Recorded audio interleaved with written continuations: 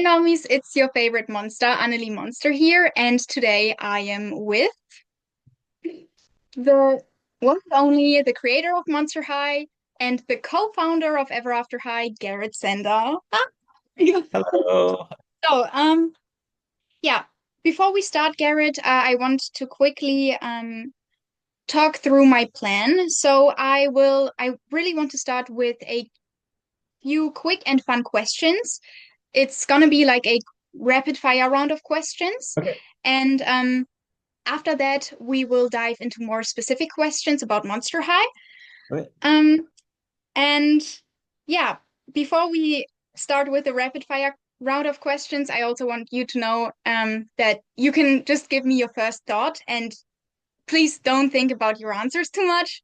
Just Okay. give me your first thought. All right, then I would say let us hop into the questions. Okay. All right. So I know this one is hard to answer because you love them all so much and so deeply, but who is your favorite Monster High character? I guess I have to pick Frankie because she was the first one that I designed and created. All right.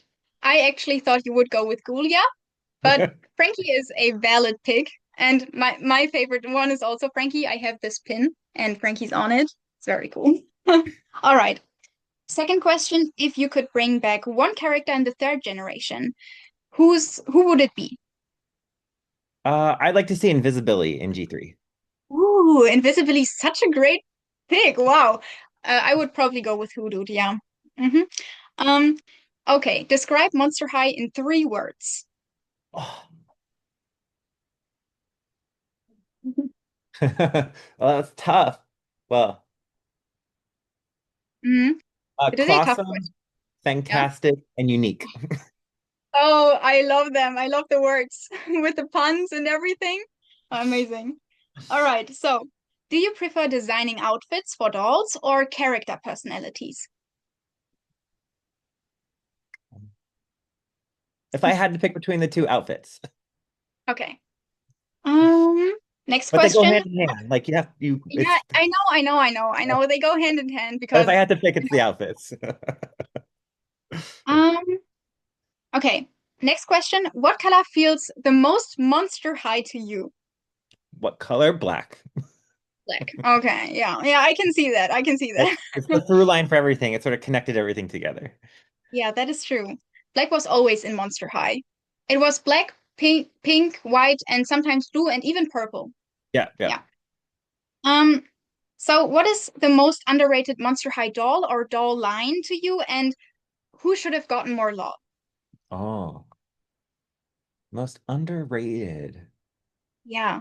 There are many underrated doll lines, in my opinion, but I'm Yes. not talking it's about you today. Um, well,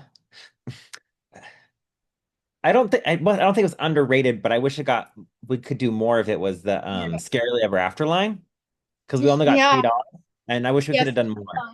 Yeah. Such a good line. They are Yeah, over there somewhere. Yeah. yeah. I wish we could have done more of those. They were really fun. All right. Next question. What monster would you be in the Monster High universe?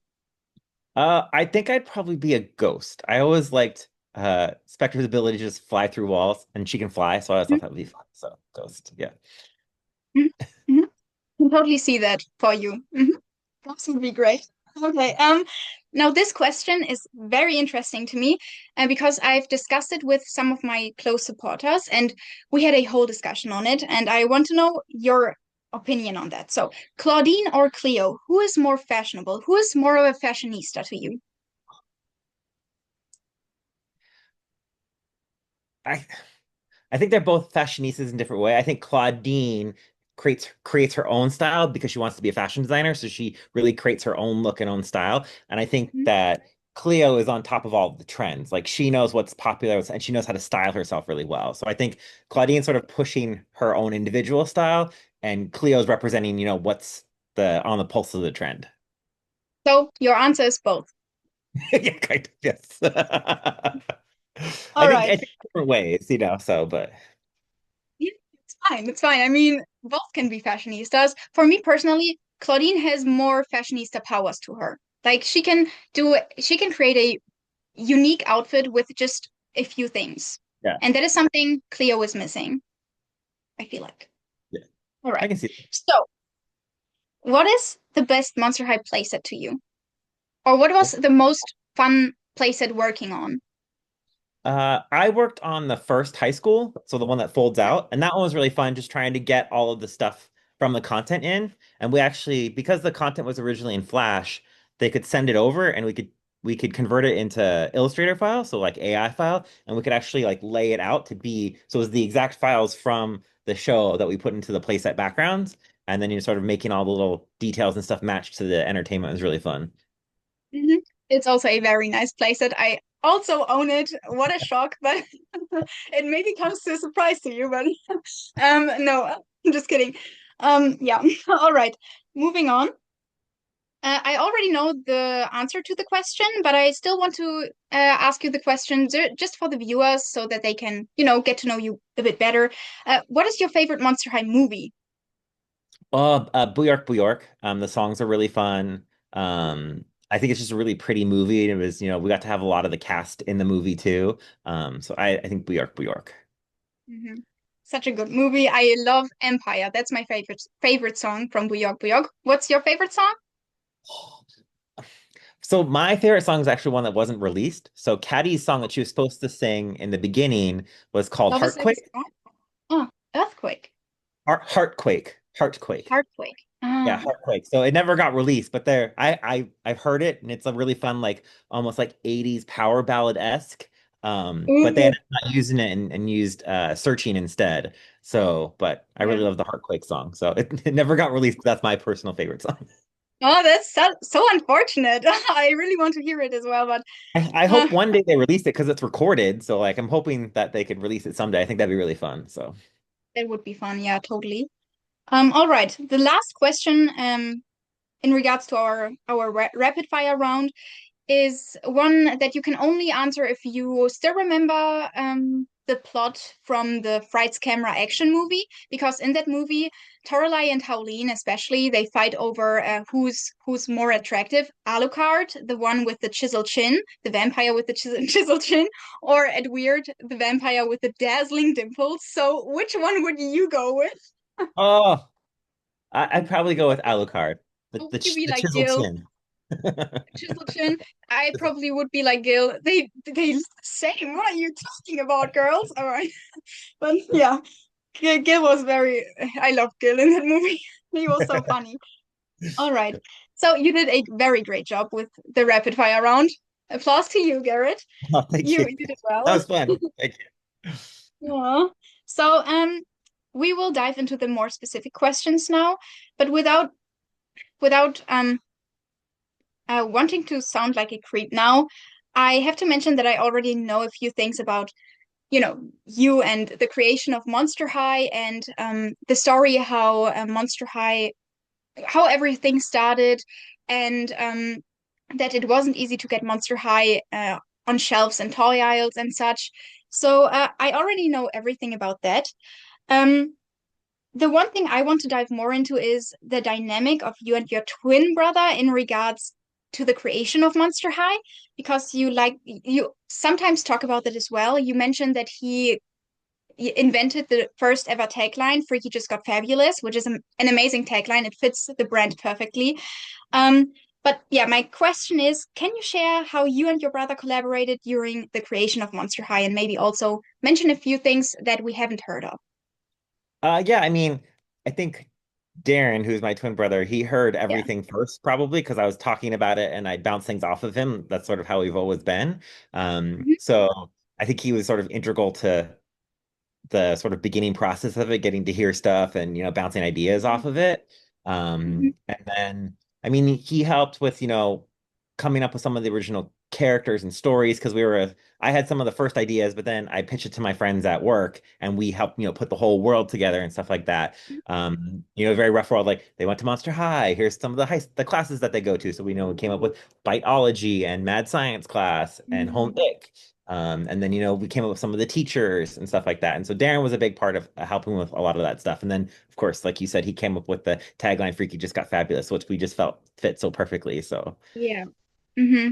Totally. Oh, that is amazing. That is amazing because just I also have a twin and just working with your twin, it feels safe. And I don't know if it was also safer to you. I mean, if you always have someone who's also bringing their ideas into the boat, it's so much more fun, I feel Yeah, like. yeah. We're very similar, so it made it easy to talk about stuff, Mm. and like collaborate on Yes. things. Yeah. Yeah. I Are can you guys identical or totally. fraternal? We are identical. We're fraternal, but everyone thinks we're identical. So But I can somehow relate, you know? yeah, yeah. All right. Next more specific question. Were any characters inspired by people you knew personally or from some experiences you've made, like a travel to a different country or stuff like that? I mean, we would pull names from people we knew. So like Julia Mm, Yelps is named after Julia Phelps, who was one of the people who one of my friends who worked with in packaging, and she helped on the original concept.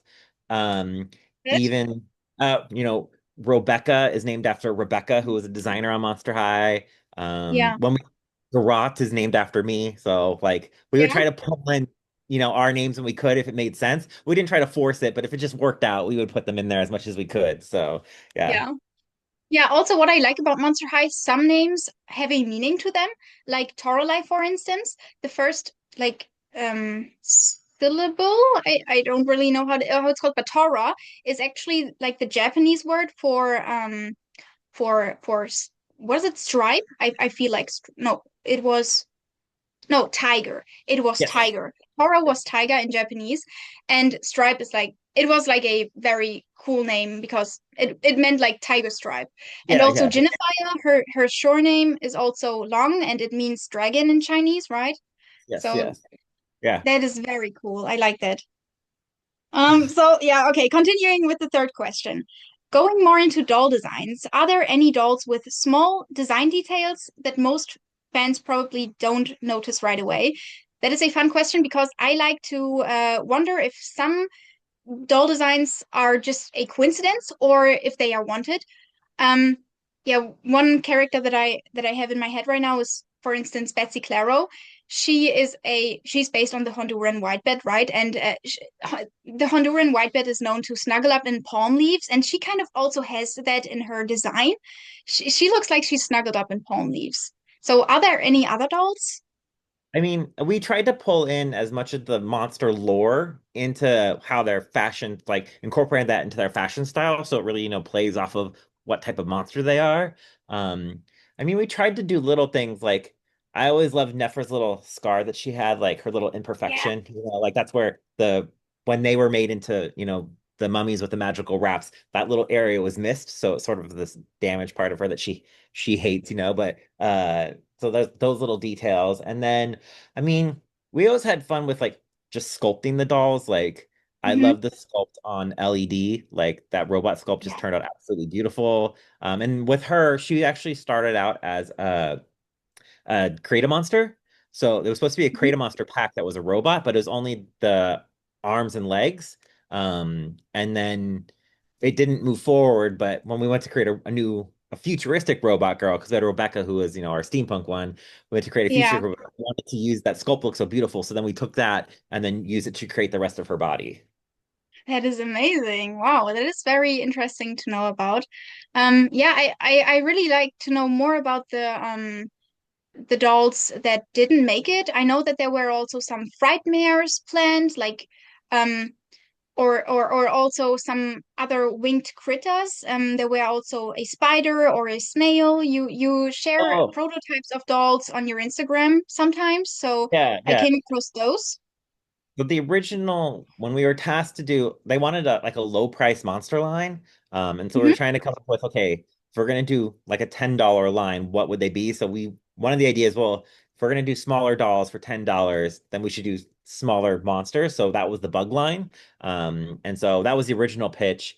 And we really liked it, but then people really wanted the Frightmares to happen too, because they were both candidates, and we ended up going with the Hmm. Frightmares. Hmm. So we never ended up making the Bug Girls kind of transformed into the garden theme. So Yeah. they sort of made their way over. Not everyone did, but some of the design elements made their way over.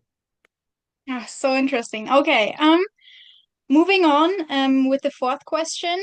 if you could spend one day as yourself at Monster High, what school club would you join?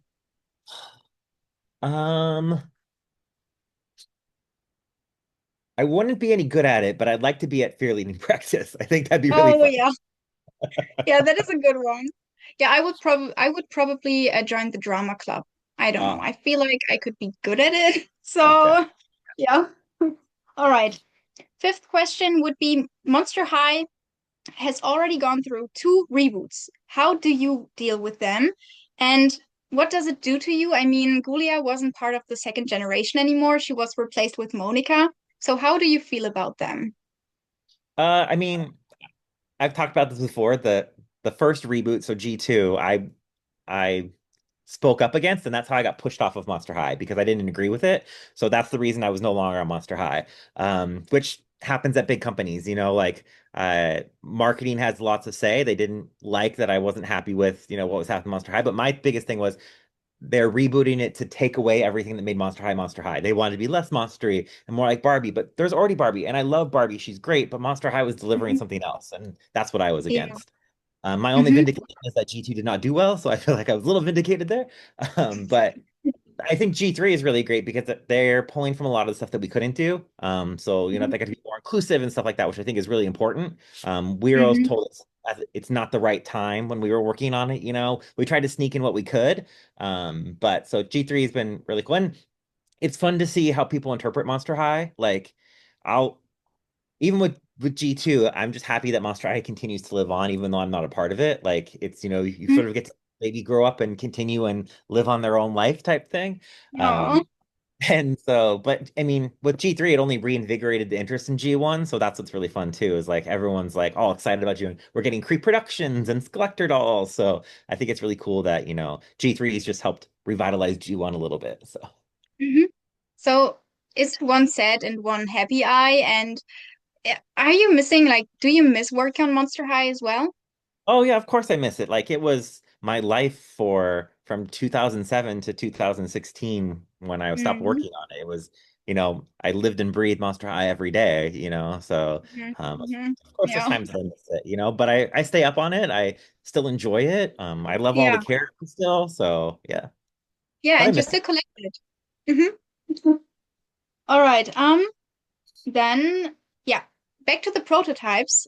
I've already mentioned you shared several images of prototypes on your Instagram profile. I'm curious, do you have any Monster High prototypes in your collection? I know you have a Ghoulia with unreleased fashion, and I believe she was also displayed on at Comic-Con at some point. You Oh, took her yeah, to I have Comic-Con with you? yeah, I have Uh, a physical education Ghoulia that's just wearing uh I made her a Webarella outfit. We printed it at work and I kept yeah, that t-shirt, but I don't have any of the other prototypes. So all right. they all got filed away. I know some of them sneak out sometimes, but I don't have Yeah. any of them. I'd like to get my hands on some of them because it was fun working on them and stuff like that, but I don't have any of the pro other than, like the t-shirt from Ghoulia. So Yeah, yeah. Yeah, I would also like to get my hands on prototypes someday, but I just don't know what prototype is legit nowadays because yeah, sometimes people can also fake some prototypes. So I always feel uncomfortable, buying some prototypes if they're not in box. yeah, I yeah, don't yeah. I can know. see that. All right. So, were you also involved in some of the merchandise? And that's a question that I'm asking because everything started for me with the Monster High Friends plushies. They were the ragdoll-like looking plushies that Monster High released early on. And I'm asking that because my question is, are they inspired by Lala Loopsy or Coraline? Because Lala Loopsy and Coraline were pretty big at the time. And I always wondered, why did Monster High came out like why did they release such ragdolls? So I think Ragdoll's like I grew up with Ragdolls and so did the team. Like we had them when we were younger, that type of Yeah. toy. And the aesthetic was big, so we wanted to, play off of it too.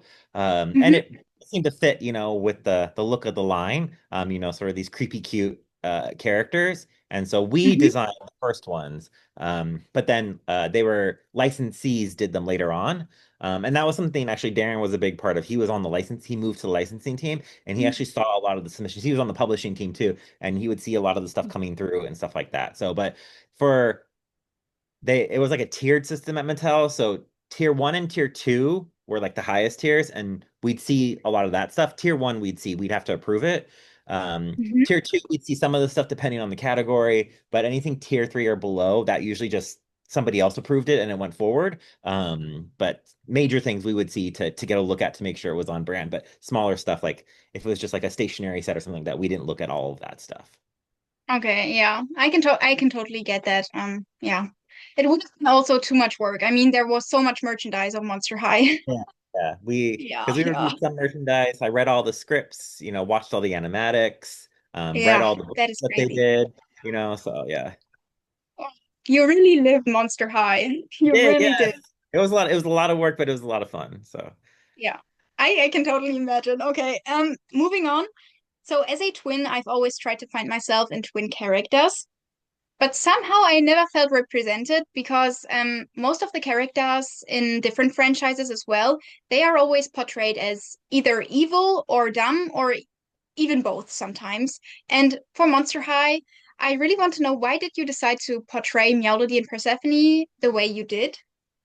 I mean, Melody and Persephone, they were created for the entertainment. Hmm. And sometimes like we would give rough personalities and then the entertainment team would run with them. So Hmm. sometimes we thought they'd get bigger roles than they did, and sometimes they wouldn't. So, it just sort of happens. But we also Yeah. had a lot of characters that we were trying to get into content, and there's not always time for everyone. So the main characters always get the most. So it was always Frankie, Claudine, and Draculaura getting the main screen time. And then you had Cleo and Deuce who had to get time. And then Spectre and Abby who had to get time. So Hmm. there was only so much time for everyone. So sometimes characters, they just sort of fall to the wayside and they'd get sort of more supporting roles. I would have liked to Hmm. see twins in there more too, but we only have so much Yeah. time at times. So Yeah. that's where I tried to do more stuff in like the diaries and the written stuff to try to make them more well-rounded if they weren't given the screen time. Yeah. I love the diaries. They are great. Well, all right. Um, Now on to the ninth question I have for you. So let us shift our focus from the past into the future now. So I personally really like to collect digitally. And I like doing that with the FlickPlay app. It's a very nice app where I can collect digital toys and create videos with them. It's very great. But NFTs in general, like digital collecting, is becoming more and more popular nowadays. And Barbie also released like her first NFTs a year or two ago. And my question is, do you also collect digitally? And could you imagine Monster High bringing out digital collectibles in the future? Yeah, I don't collect digitally. It's not something that I like. I like physical Yeah, toys, okay. but I'm old school. I was a It's child of the fine. 80s and the 90s, so like I like physical things. Like I like to touch the fabric and the hair and pose them and stuff like that. But I think if it's something people really enjoy, I hope that digital collectibles happen. If there's a market for it and people want it, I hope that they can get something to collect. It's just not for me. Yeah, no, it's fine. It's fine. All right. And now I want to talk about you again a bit more. So I believe most of us know that you are working on Gravestone Guardians right now. Oh yeah. And they're like your action dolls. You released, but you didn't release, but you created prototypes of both Tessa and Symphony. Yep. These were like the first two that you created.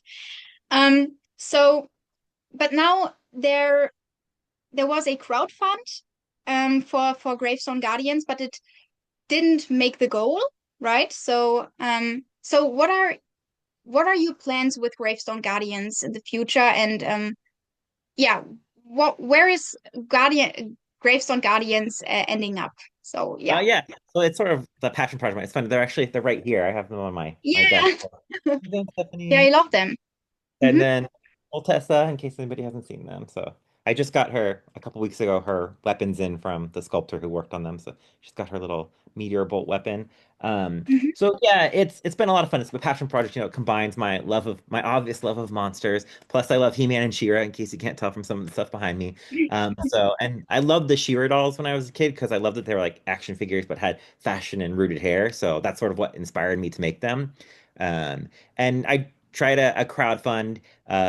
It was tough because I said, let's try to do it exactly how I want it the first time. So because each character is so detailed, they all have unique sculpted bodies and unique sculpted heads. I said, let's try Mhm. that and see if it works. And if it doesn't, I'll rework it. So it didn't work out for the first time, so I'm reworking so that way the characters will share more probably same bodies and they just have different heads and some different accessories. So I'm working through that and I hope to share it soon. I've been working in the background in my free time whenever I have it, trying to work on it. But it's Mhm. fun to have a passion project that I can work on, and sort of, delve back into the monster lore and do a new twist on Yeah, it because monsters is one of my favorite things. Like, and I love the sort of humorous, glamorous monsters, and so they're sort of glamorous 80s, 90s inspired warriors too, to sort of bring them to life. So I'm continuing to work on it and I'm hoping to do another crowd fund maybe early next year. That's the goal. So mhm. yeah. Very exciting. I also really love monsters, and I like that you still kept your monster side to what you're doing. It's amazing, and I'm also a big fan of Gravestone Guardians. I always check on what's new and what's going on with them. So yeah, I really, yeah, I'm a big fan, and yeah, Oh, that's thank you. Yeah, that. I Yeah. I just got some updated sculpting, so I'm working on putting it together with the concepts and stuff like that. So hopefully in the next couple weeks, if not month, I'll have the stuff up on the Greystone Guardians Instagram to share. That is very nice. Oh, all right. So these were actually all of my questions. Yeah. Thank you so much for this conversation. Oh, my pleasure. It was actually the best one I've ever had, basically in my entire life. But th before ending everything, I actually wanted to do a little movie reference with you. So in the first movie of Monster High, New Ghoul in School, Cleo and Frankie did a rapid fire round of questions as we did previously. And Cleo, she commanded Frankie to finish a sentence. And I would like you to finish the thought or finish this sentence as well. So my sentence would be, I can't leave home without. Well, I can't leave home without my hat. I always have a hat on because I don't have any hair, so I got to protect the skin up there. So so I can never leave home without my hat. All right, that is a valid answer. All right, thank you so much. Yeah, my Okay, pleasure. now I'm talking to you guys. If you enjoyed this little conversation of Garrett and me, then please feel free to subscribe to this channel and give this video a like, and also share it with all of your Monster High friends. I mean, it's Garrett Sander, and we had a very amazing interview. I had a lot of fun. I hope you did too.